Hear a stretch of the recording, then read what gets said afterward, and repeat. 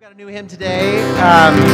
Words are pretty simple. The melody's pretty simple. I'm going to sing through it, and y'all are welcome to join in and clap if you feel so moved. This is by a wonderful group, the Resistance Revival Chorus. It's called This Joy.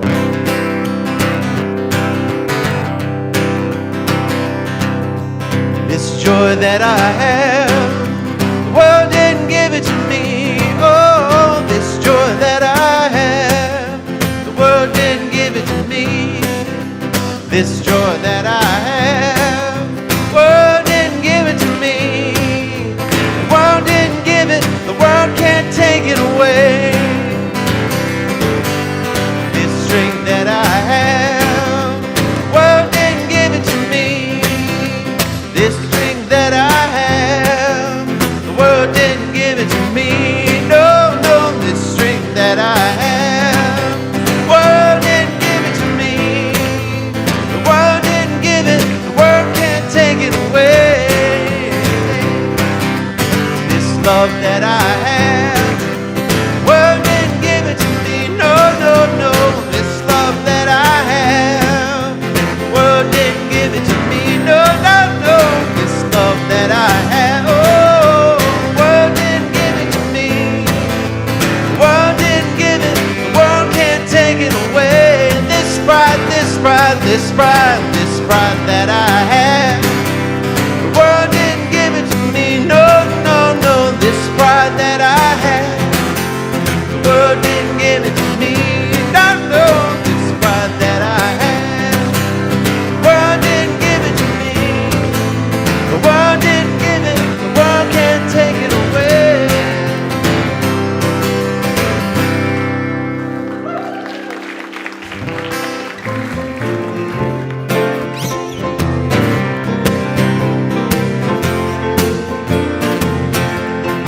Come and go with me to that land. Come and go with me to that land.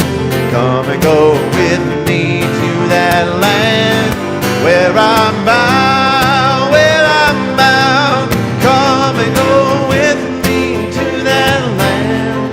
Come and go with me to that land. Come and go with me to that land where I'm bound. There'll be freedom in that land. There'll be freedom in that land. Yeah, yeah, yeah. The freedom in that land where I'm bound, where I'm bound. There'll be freedom in that land. Yes, there will be freedom in that land. Don't you know there'll be freedom in that land where I'm bound?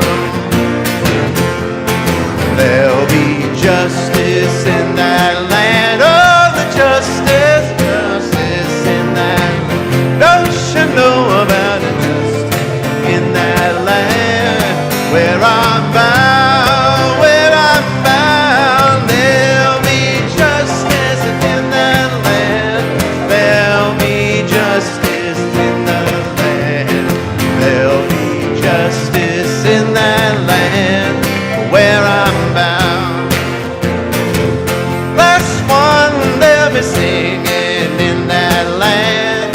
They'll be singing in that land. Don't you know about a singing in that land where I'm bound, where I'm bound? They'll be singing in that land. They'll be singing in that land. They'll be singing in that land where I'm bound.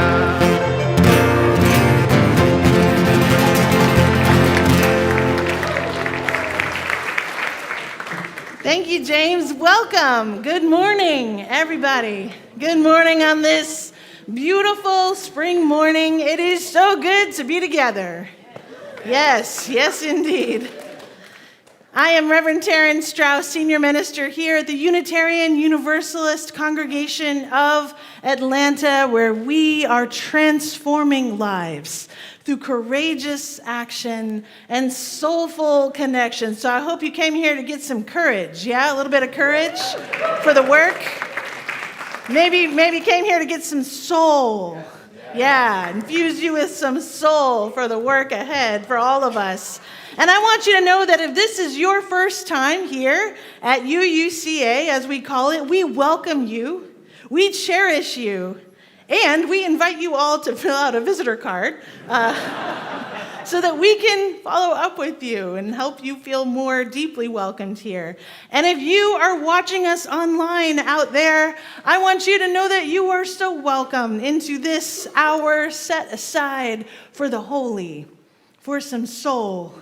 And I want you to hear that if you are struggling this morning, if you are suffering, if you are feeling a little overwhelmed by everything going on, maybe you are transgender, maybe you are gender non-binary, you are more than welcome here. You are deeply cherished.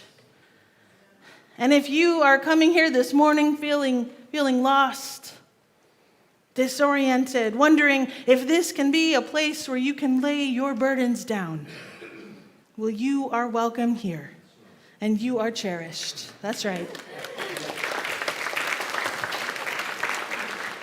There's so many welcomes today.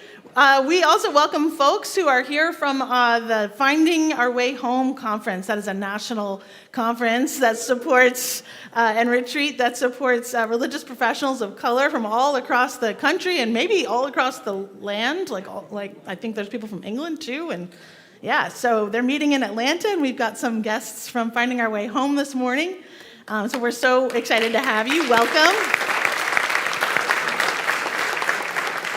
And I also heard there's a youth group from Northwest UU congregation who is visiting us this morning, and I won't make you stand or anything, but just hear that you're very welcomed here. And we're glad you're here. And I just want to mention that a pretty significant portion of our congregation is up at the mountain right now at the congregational retreats, which is going wonderfully. And this is part of the reason why when we moved into this new building, I requested a hologram machine so that I could maybe be in multiple places. Now you understand. But I found a way, so it was beautiful up there. And so we're glad that they are having worship this morning at the mountain, and we are having worship here this morning. And we are especially so thrilled to host Reverend Dr. Sophia Betancourt as our guest preacher this morning. And currently, Reverend Dr. Sophia Betancourt serves as the resident scholar and special advisor on justice and equity at the Unitarian Universalist Service Committee, the UUSC. She previously served as interim associate dean for academic affairs and associate professor of womanist theology and ethics at Drew University Theological School. She was on the core faculty of Starr King for the ministry. She served as its acting president for a term. She was the UUA's director of racial and ethic concerns. She has done so much more than all of that. It is an amazing life of service to Unitarian Universalism and to justice. Reverend Dr. Betancourt's ministry centers on work that is empowering, that is counter-oppressive, and she happens to be the only candidate for our next president of the Unitarian Universalist Association.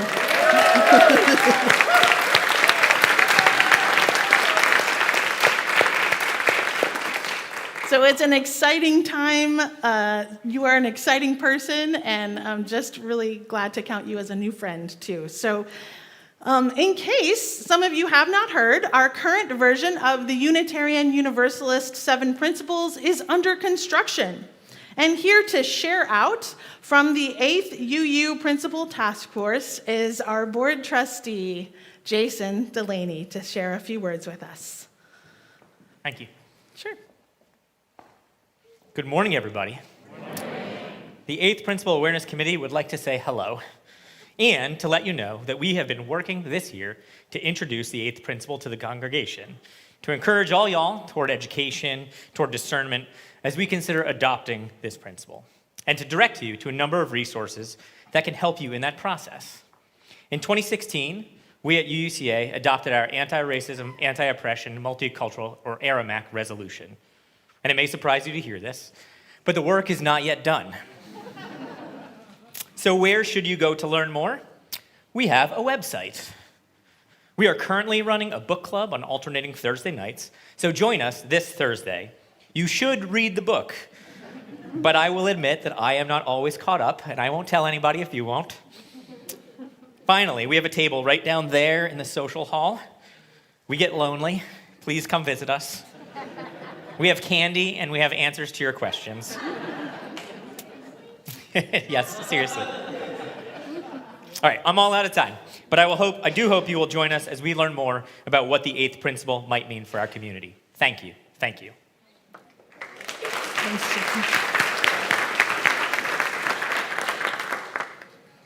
So it is a little bit of a family affair this morning. In addition to worship led by Reverend Dr. Sophia Betancourt and fabulous accompanist Willie Sullivan, we also have James Richards, who is leading us in hymns and music this morning. And at this time, I would like to invite Annabelle Gonzalez to come forward and light our chalice this morning. Annabelle is the granddaughter of longtime UCA members Ortrude White and Miles Smith, whose birthday was yesterday.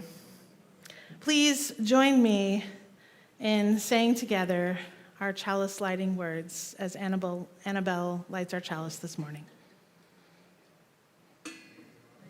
Light of this flame, illuminate our tradition of seeking.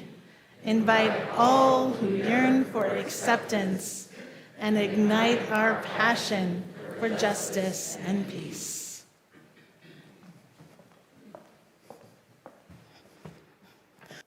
One of my favorite things to do on a Sunday morning is tell a story. So this morning's story is called The Storyteller by the Sea, and it's written by Joshua Searle White, who some of you might know. He's a UU, I think, back in Pennsylvania now, but he used to be one of our district executives out in California. So there was a storyteller by the sea, and she was known all around the world, but most people had never met her because she lived on a faraway island. But she was famous for these amazing stories of courage and strength that would make your heart race and your palms sweat, soul journeys that would inspire people to give away everything they had and spend their lives helping others. She would tell stories that were so funny that they sometimes had to bring in oxygen because people would forget to breathe. And one time, she was telling a story of mystery and intrigue, and she fell asleep. That happens, right? Sometimes you fall asleep, you're tired. She fell asleep, but it was so good that people waited 8 hours until she woke up again to find out how the story would end. Her stories, they said, could stop wars. They would make people fall in love. They inspired great art, all sitting on a palm frond under a tree by the water. So one day, her fans from around the world decided they wanted to hear a story in person. So they gathered, they went all the way across the Pacific Ocean to the island where the storyteller lived. And they got there before the usual evening story time, and so they made their way down to the beach. They found her favorite tree, and they sat to wait. And after a while, the sun was setting over the water, and out came the storyteller with her assistant, who was carrying a huge platter of fruit. She got to her tree, she sat on her favorite, thank you very much, palm frond, and looked out across the people. They gathered expectantly. Imagine how far they had come. They were excited. They leaned forward, and she ate a piece of pineapple from the tray and kept looking at them. Finally, someone couldn't stand. They said, "Please, we have come from so far. Will you tell us a story? Any story." She leaned to her assistant and whispered in his ear, and he said, "Our storyteller knows many, many stories. Where would you like her to begin?" Well, there was silence for a while, and someone said, "I know. Tell the story about the 2 alligators." Right, once upon a time, there were 2 alligators, and they lived quite happily, thank you very much, in the swamp in Florida, too, until some college students from Minnesota came for spring break.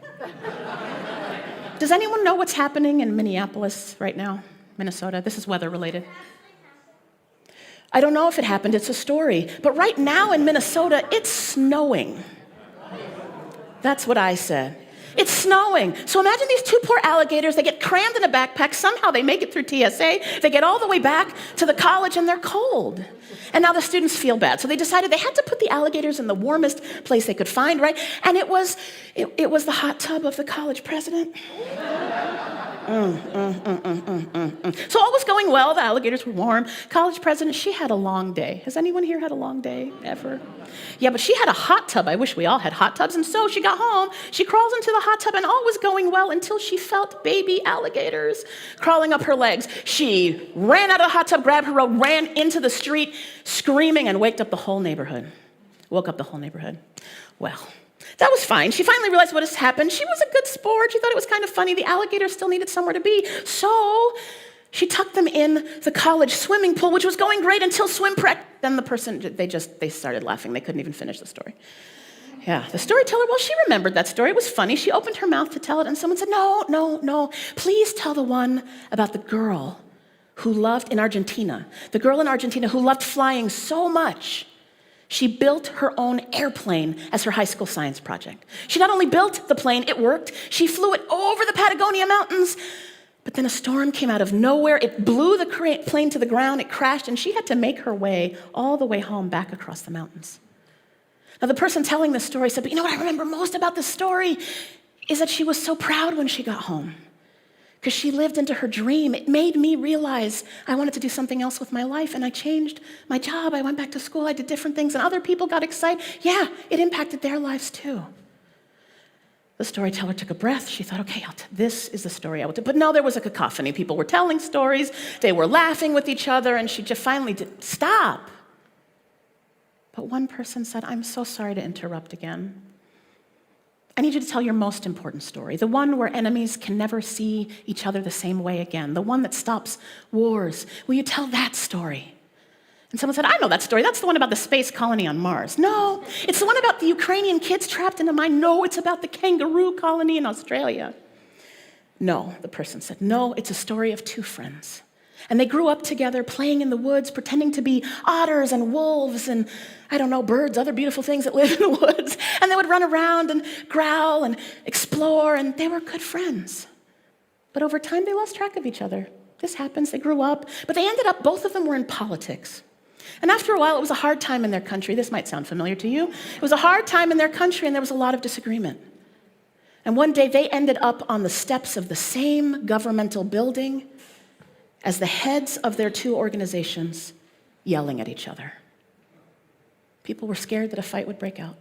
They worried what would happen. But then they recognized each other. They recognized their childhood friends. And one looked at the other and saw him not as an angry head of a political party, but saw him as a wolf running through the undergrowth. His friend looked at him and saw him more like an otter. They used to pretend to swim down the banks of the brooks. You know, the people watching them knew something was happening. They didn't know what was happening. These two friends kept staring at each other, seeing each other when they were young, when they agreed on things like birds and forests and beauty. One of them fell to his knees and he said, what am I doing? I am you. And his friend joined him. He kneeled down. He said, I am you. And the people right around them could hear it, but there were crowds. They couldn't hear the words, but they knew something. And later, people who were there said they felt something. They didn't know if it was community or friendship. Some said it might even have been the voice of God, but slowly the words, I am you, filtered across the community. There was a quiet when the person finished the story. The storyteller, of course, knew this when it was the most important story she told. But before she could tell it again, people started talking again, started talking about what mattered to them. By the time they finished doing that, the sun was coming up. And everyone lay down on mats to go to sleep. Finally, the storyteller stood up. She looked across them and she said, I am you. And she lay down and went to sleep. And that is the end of our story.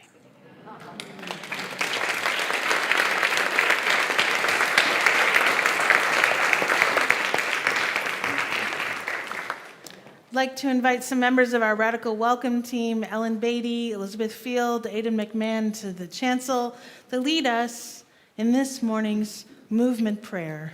If you don't know the movement prayer, just follow along. We're doing our best.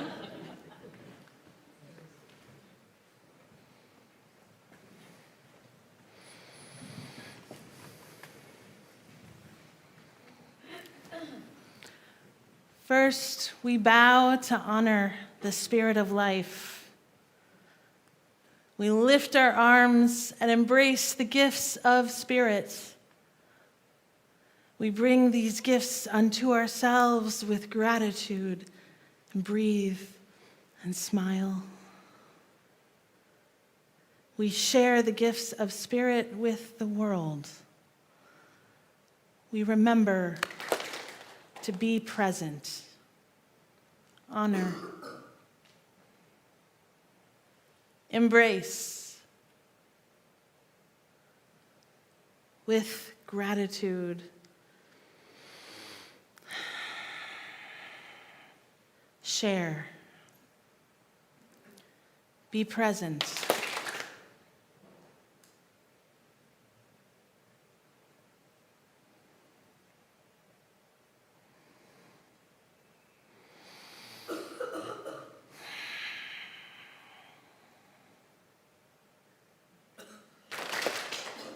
Amen.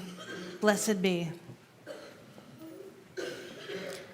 At this time, I would like to invite our children, 3rd grade and under, to exit and join either their preschool or their creative workshop for the morning. Please note the location for these is just down the hall. And as our children recess, please take a few minutes now to greet your neighbor, to welcome them into this communal space of love and hope and friendship, especially someone you have not met.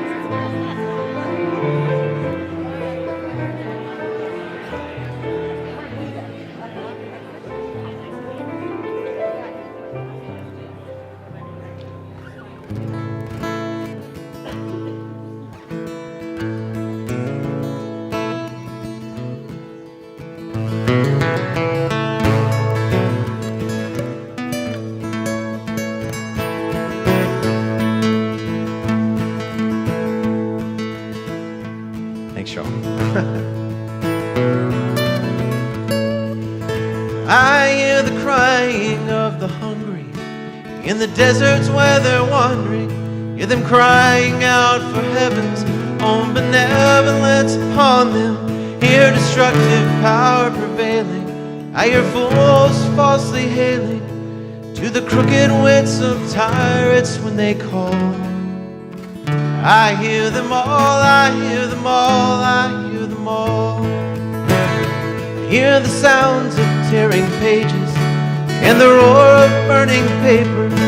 All the crimes in acquisition turn to air and ash and vapor, and the rattle of the shackle far beyond emancipators and the loneliest to gather in their stalls. I hear them all, I hear them all, I hear them all.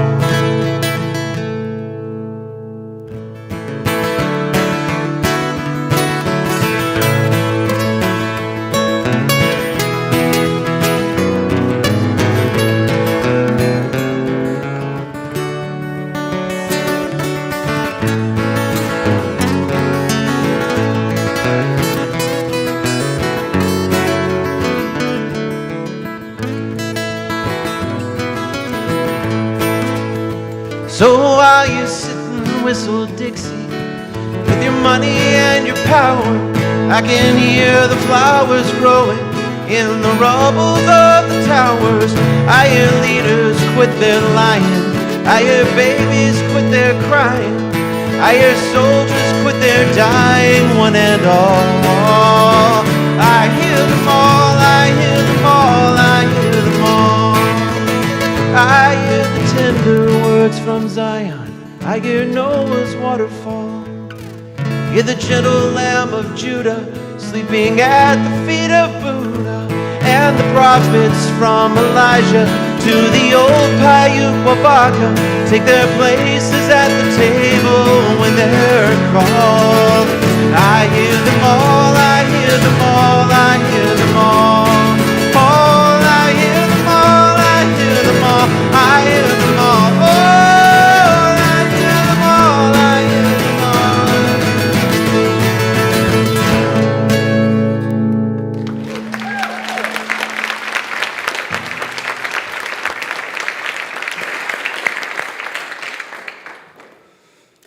The Garden of Abu Mahmoud.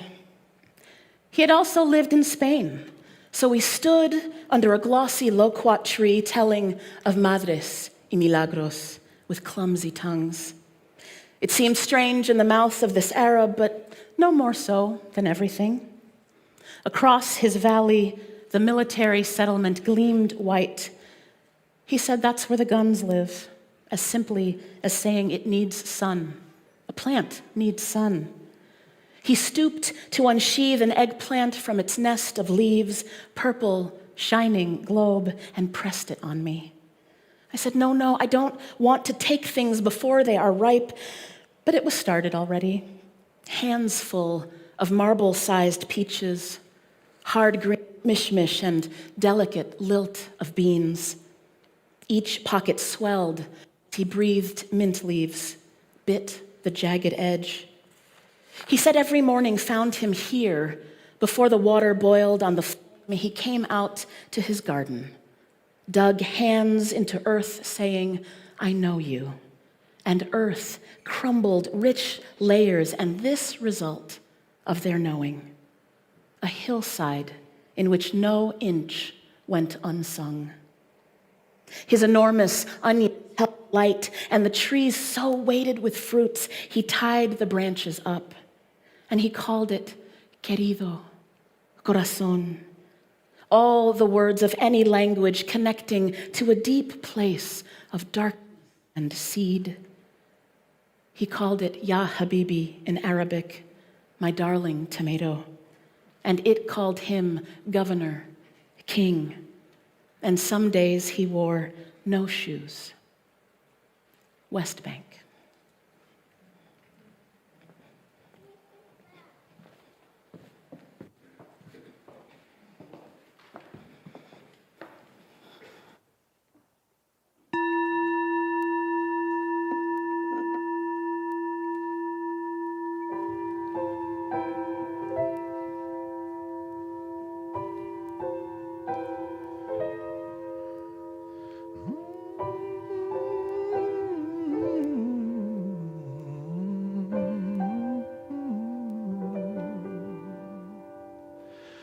Voice still and small, deep inside all, I hear you call, singing.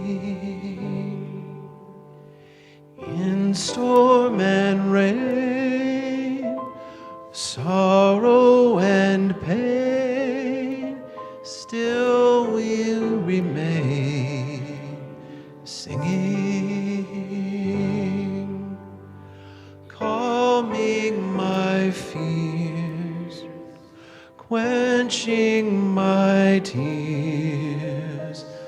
through all the years, singing.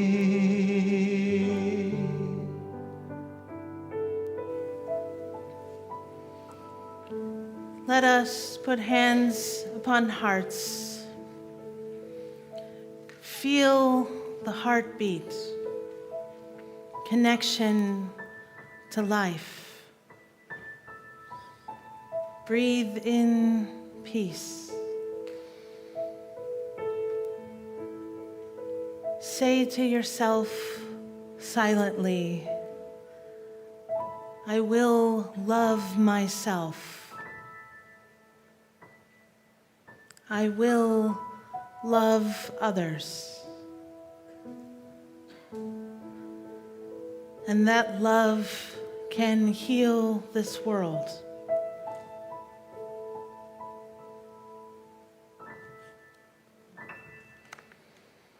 We send love to longtime UUCA member Godfrey Oakley, who was recently awarded the International Spina Bifida Association's 2023 Lifetime Achievement Award. Godfrey, we are all so proud of you, your tenacity, your leadership, your scholarship, and steadfast perseverance that has brought healing to the world. There is someone in your life in need of extra love and care today. Someone in need of prayer. Someone who is struggling. We can bring them into this holy community of love. Please write their names into the live chat and speak their name into this holy moment now. Courtney.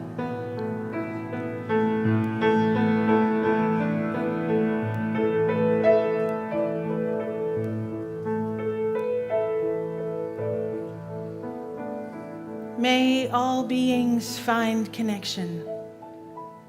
May all people find comfort. May all of us find more ways to be more loving. Spirit of life, love eternal, we rest in holy gratitude. We surrender to a mystery beyond ourselves,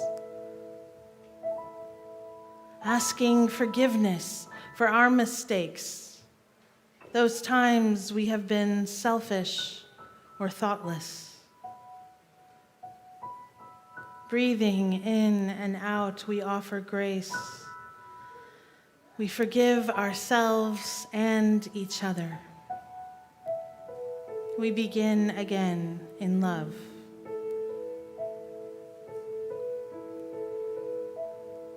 We honor our earth, that which supports and sustains all life. We breathe in, opening our hearts to wonder for just one moment, feeling a deep connection with all beings. Now, let us calm our bodies and our minds. Once more, we breathe in peace and we exhale. We relax into this space that our intentions make sacred. We enter into the silence.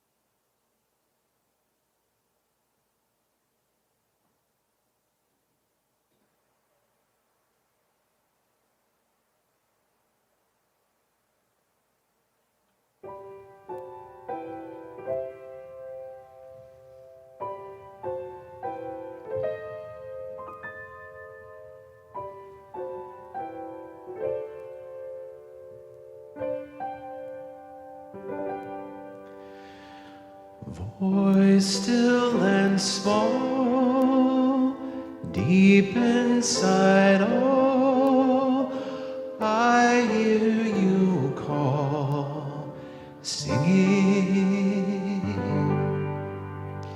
In storm and rain, sorrow and pain, still will remain, singing,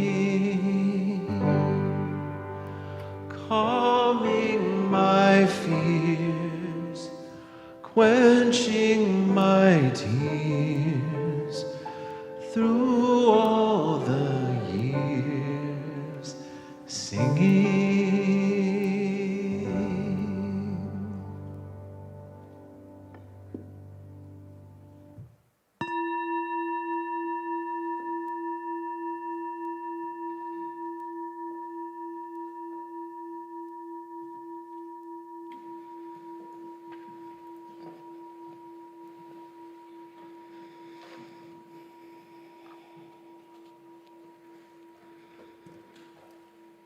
As you heard earlier, I've had the privilege of doing a number of things in Unitarian Universalist spaces, but this year, when I've been able to bring my attention and heart and love to the UU Service Committee, has been one of the best. The UUSC is something that I am so proud of in our faith tradition, and so it is in truth a blessing to be able to talk to you about UUSC this morning. Since our founding in 1940, the Service Committee has been bringing justice-seeking people together in a vision of a world free from oppression, where the dignity and power of each and every person is honored. Does that sound familiar? It sounds like the inherent worth and dignity, but at UUSC we talk about dignity and power, right, to change the world. Global partners show us every day what it means to be grounded in liberation, and they are calling us toward justice. So I invite you now to be part of this call, this journey. UUSC is a member-supported organization, which means that our work only happens because of you. And in addition to giving this morning, you can become a member of UUSC simply by giving a direct gift of any amount. If you can, I'd ask you to consider becoming one of our UUSC Keepers of the Flame with a monthly gift that feels good to you. Our work is made possible because of your commitment to human rights and your generosity in service of that vision. If you actually go to the UUSC website, which I'll tell you in a second, and give a gift of $150 or more, it will be matched dollar for dollar by a generous grant from our beloveds at the congregation of Shelter Rock. So you can visit UUSC.org, make a gift this morning, and in any amount, we are so grateful for your contributions. The offering will now be given and so gratefully received.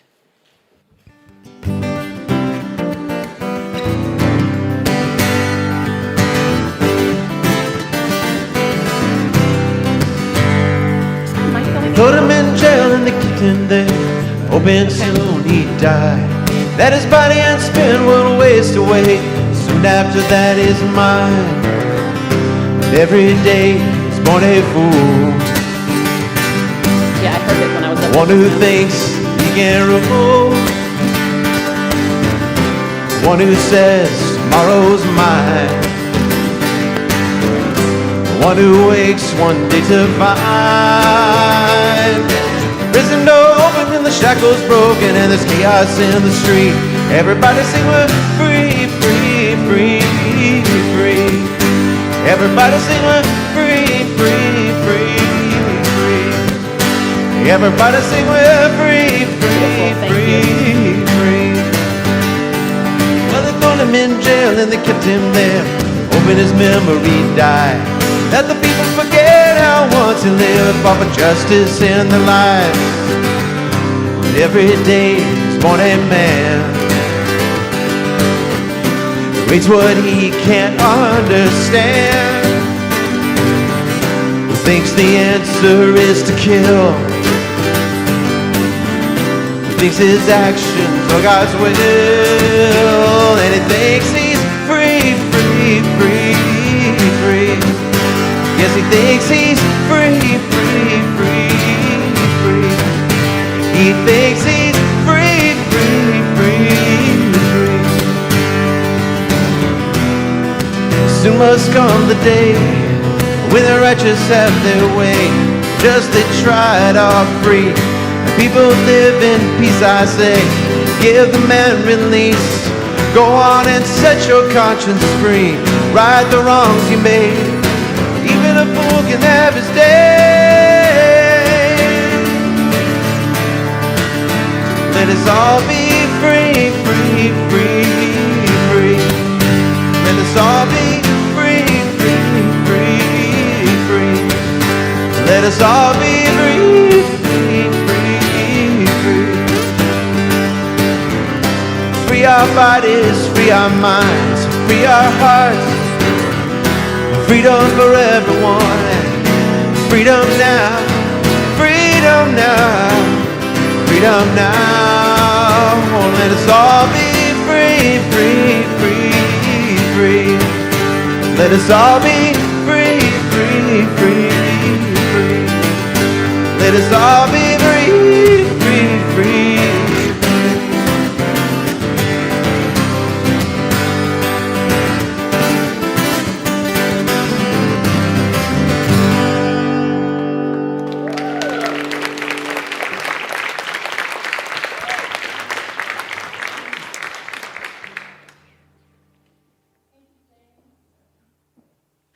It's good to know we're not on our own sometimes, isn't it? It's not just us. I mean, this congregation has power, infinite, I believe, power, this community to make an impact in Atlanta, across Georgia. But it's good to know that we are a part of a larger network, a fabric of empowerment, of power, dignity, love that is working for freedom in all of the places these wings of this global ministry can touch all across the world. We are a part of that too. And it is good to connect with that and to know that we're not each of us carrying the burden alone, but that we are all connected through organization, through all the people that do this work on behalf of us. On behalf of us. And so it is a blessing to be able to contribute back, to give a little bit back, so that our world may become more just, so that more people will have more services and rights, and to know and to feel that we are a part of all of that in our small way. So blessings upon your gift. May it go far and wide to do the most good, bring the most freedom now. Please join me in this morning's dedication of the offering. To the work of this congregation, which is weaving a tapestry of love and action we call community, we dedicate our lives, and these are offerings. Blessed be.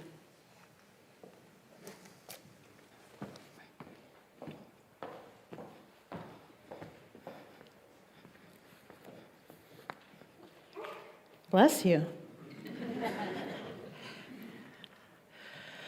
Oh, beloveds, this is the season where the seeds I pressed into tiny peat pods all around my house are getting bigger, and they're demanding more of my attention every day. The winds of late winter are dying down, and soon it will be time to tuck new life into earth around my home. This is actually just my second year of a growing season after moving all the way across the country, and I'm aware of how much I still have to learn, right, about the land where I now find myself at home. And so I was, just before I came here, pressing those pods into larger pots and transferring their labels and snugging them up under grow lights. And it made me mindful of how often choice is removed from the blessing of growing things, right? Of how food and farming are too often linked to violence or displacement, and how our partners in the work of migrant justice and climate justice might feel the weight of planting something as small as a seed. It's my profound privilege, as I just told you, to play a small part in the ongoing work of our UU Service Committee, and all that we do to foster human rights around the globe. And we regularly discuss the work of our partners who are organizing for justice. Justice for migrants, justice for Earth itself, justice in a range of crisis moments that impact our very survival as a human family. And we follow the leadership of our frontline communities. I'm sure you've heard this in your own organizing work, right? Those most directly impacted by whatever threatens our well-being, and we do our best to provide the types of resources that are most needed to support those leaders in their work for change. Everything we do is in service of the dignity and power of all peoples, and I'm reminded of how very humanizing it is to labor for the rights of all. Now, one of the oldest questions we ask ourselves in religious community is, what does it mean to be human? Have you chatted about this at parties lately? But it's an old question. What does it mean to be human? How do we know ourselves in the world? Right? What calls us into being, and how do we understand the purpose of our living? I'm reminded of those questions every time my colleague, the Reverend Deanna Vandiver, talks about what it means to human and humane together. Reverend Deanna is our Director of Justice Education at UUSC, and she manages our College of Social Justice. If you've gone on any service learning trips or done some of those workshops, you will encounter the college. Their work is to inspire and sustain spiritually grounded activism for justice. So essentially, their goal is to help us, human and humane, together. Now, I know the language of human rights, it brings to mind these powerful proclamations from mighty institutions, right? We think of the Universal Declaration of Human Rights from the United Nations in 1948. I'll be honest, the language of human rights sometimes reminds me of old philosophy classes, right? Where the expression of values in such idealized language sometimes feels like it might have no bearing at all on actual people's lived realities, right? In those moments, I want tangible reminders. I want someone to tell me how everything we value in our living is at stake moment to moment around the world. I think each of us can bring to mind basic rights that we believe everyone deserves. Right? What do you want for your loved ones, your neighbor, even those you don't particularly like? What do we deserve? Right? And then there's stories from our own cultures, our histories, or our personal lived experiences where those rights horribly are threatened. So I'm talking about the big things, like the right to live free from slavery, to be treated equal in society. We say we have the right to marry, to have families, to express what we believe. Education is a right. So is work. So is clean air, access to clean water. So are the safety and protection of our children. I feel like I need to say that again in these days, the safety and protection of our children. So is asylum in another country if you're facing persecution in your own. And each of these, and so many more, are routinely threatened, not just somewhere else, but right here, in our neighborhoods, here for members of this beloved community. My theological grappling with what it means to be human wants reminders of joy and praise. I want shared meals and cold glasses of water drawn directly from the earth. That wrestling helps me make decisions about love and family and migration and fossil fuels, right? Based on the babies I've had the privilege of holding in my arms, but also the children whom I will never know, but whose promise I believe in fiercely. And it revels in the words of our poet this morning, Naomi Shihab Nye, who reminds us of madres y milagros, mothers and miracles, while describing a lush garden near a military settlement on the West Bank. Naomi Shihab Nye is a Palestinian-American poet whose father was a Palestinian refugee. She was born in Ferguson, Missouri, and raised in Palestine and Ferguson both, and she's been shaped by the histories and the experiences of struggle in both places. And I appreciate how she speaks directly to injustice in her writings while still holding the humanity of everyone at her center. Right, when she writes of Palestine, Jerusalem, or the West Bank, she unflinchingly describes injustice for us while holding both Israeli and Palestinian peoples as holy and whole in her writings. The struggles of two communities with profound histories of persecution is described through the interactions of neighbors who, as often as not, love one another. Her imagery has haunted me in these past few weeks as bombs fell again in this troubled, deeply troubled region. Now, this doesn't mean that Nye isn't arguing for the rights of her people. Of course she is. Of course she is. But it means she holds a view wide enough to hold on to the rights of everyone. And it matters. It matters that we encounter the Garden of Abu Mahmoud in descriptions of the West Bank. How many of you would instinctively have thought or understood why her friend, when hearing that her parents chose to raise her in Ferguson and then Palestine, would respond, "Wow, your parents really picked the garden spots"? When I hear those two place names, I think of police brutality and occupation. Right? I think of genocide and government-sanctioned violence, and I forget about eggplants and peaches or the sweet taste of mint. I need that reminder that the blessings of life continue even in unspeakable moments. That when we reach out in partnership with those laboring for the benefit of their own communities and countries, we're not only fighting for some catalog of human rights on a list at the United Nations. Right? We are investing in what it means to somebody else live a fully human life. And this is how I begin to know my own humanity. It's how I'm willingly vulnerable to how precious that is and how devastating it can be when we turn to one another with hatred to violate that very humanity that we know, that we teach is sacred in every person. I'm a seminary professor most of the time. I'm supposed to know what I believe about what it means to be human, right? This knowing, this stretching, then asking, then knowing again, and thinking you know for a while. It's all part of a spiritual journey that invites us to question again and again.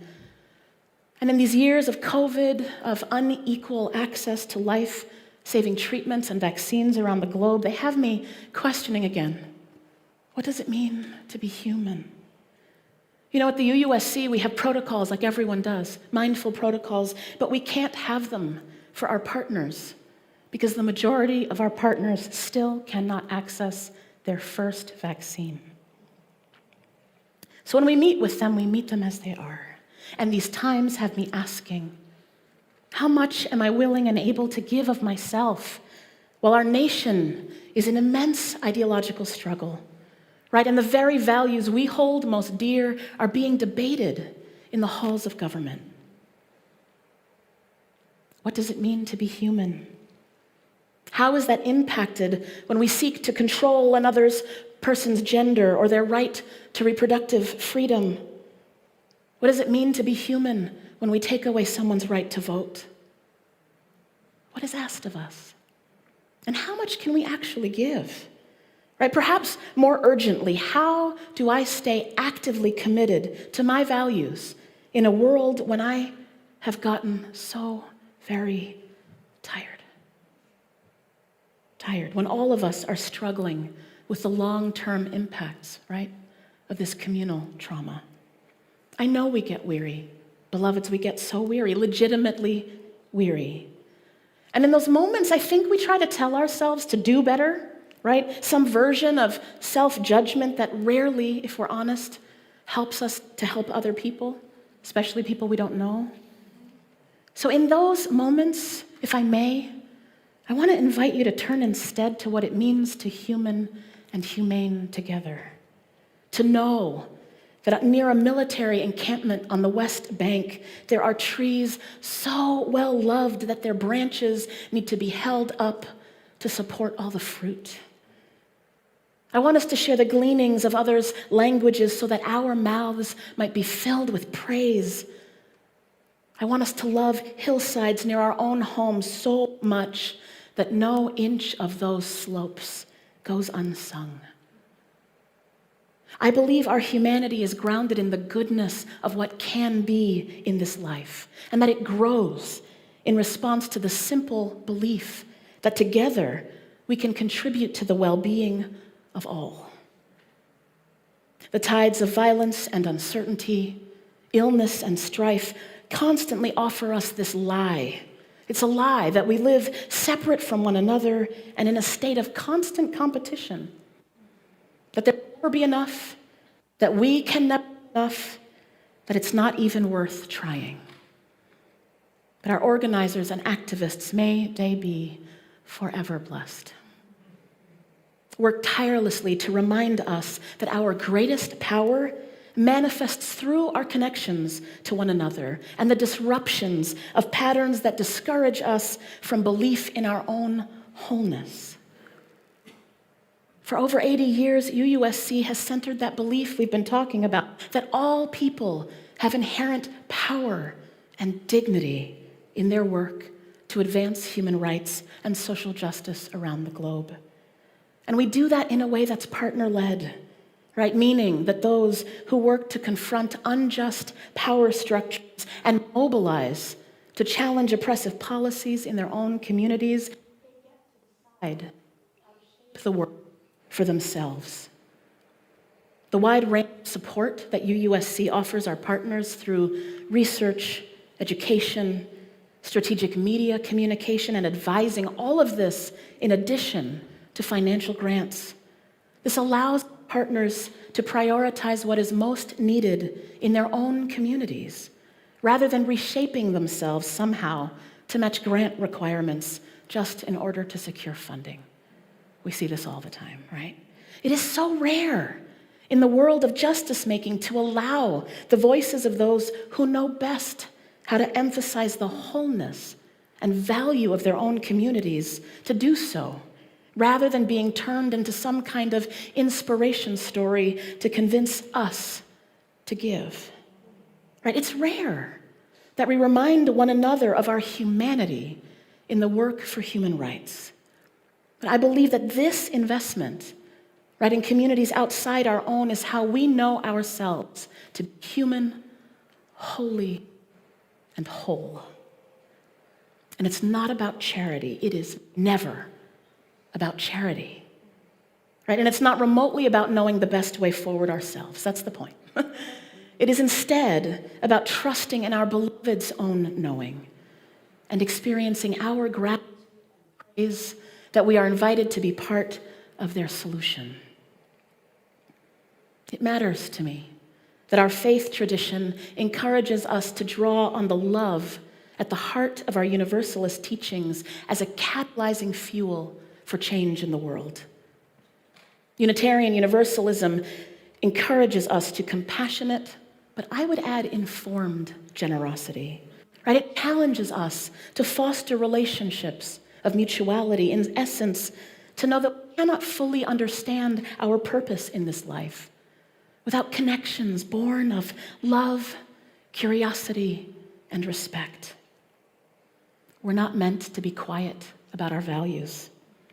Instead, we are asked to be the change we see in the world. I know you've heard that, or better, to be the change we are and can be in the world. This is the work of faithfulness. This is love made manifest by a justice-seeking people. I cannot thank you enough for your support of our UU Service Committee. This beloved institution carries a legacy of justice-making through both our Unitarian and Universalist forebears that takes us all the way back to responding to human rights violations that led to World War II, sometimes at great personal risk. Those same violations that led to the Universal Declaration of Human Rights in 1948, this legacy reminds us that the value of our efforts bears fruit in each generation, and it will do so for generations to come. We have everything we need to make a difference against the tides of injustice around the globe, and no amount of weariness or collective exhaustion can separate us from what we know of our own humanity. Do not despair, beloveds. Do what you can. Do what you feel you must, trusting that the other members of this faith community and our tradition as a whole are also doing their part. Collectively, we are stronger than we know, and together we will carry this powerful legacy forward.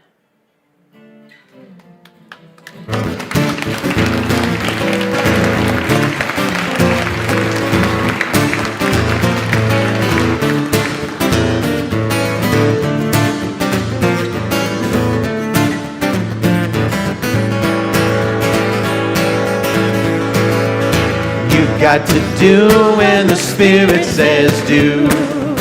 You got to do when the Spirit says do.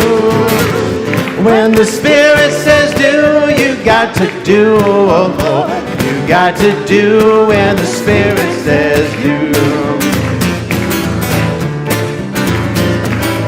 Spirit says do. Spirit says do. Spirit says do. Spirit says do, Spirit says do, Spirit says you got to sing when the Spirit says sing. You got to sing when the Spirit says sing. When the Spirit says sing, you got to sing, oh Lord. You got to sing when the Spirit says sing. May we each find renewal in the coming days and months. May our beloveds laboring in the halls of government, protesting in the streets, and nurturing seeds around the world feel the power of our love and commitment, lending them strength. May all those in harm's way be protected and know the goodness of what can be in this life. And may we continue to grow collectively as a people as we vision a new world to be. May it be so. Amen. Ashe. Blessed be. You got to shout when the Spirit says shout. You got to shout when the Spirit says shout. When the Spirit says shout, you got to shout, oh Lord. You got to sing when the Spirit says shout. Spirit says shout. Spirit says shout, Spirit says shout, Spirit says shout, Spirit says shout, Spirit says shout. You got to sing when the Spirit says sing.